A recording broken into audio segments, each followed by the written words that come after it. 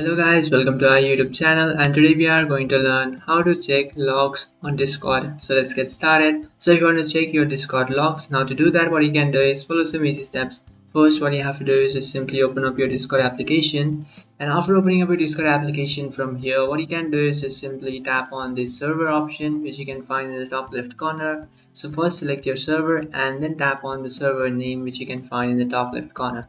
After tapping on that, now you just have to tap on server settings, and after tapping on server settings now you'll find bunch of options in the left side of your screen. From here you just have to scroll down and then tap on audit logs, and after tapping on audit logs now you can just easily check your logs on Discord from here. So unfortunately I don't have any, but in your account you might find some logs, so you can check them. So that's it guys, this is how to check logs on Discord. If you find this video helpful, don't forget to like and subscribe to our channel. If you have any doubts, feel free to comment below. Thanks for watching.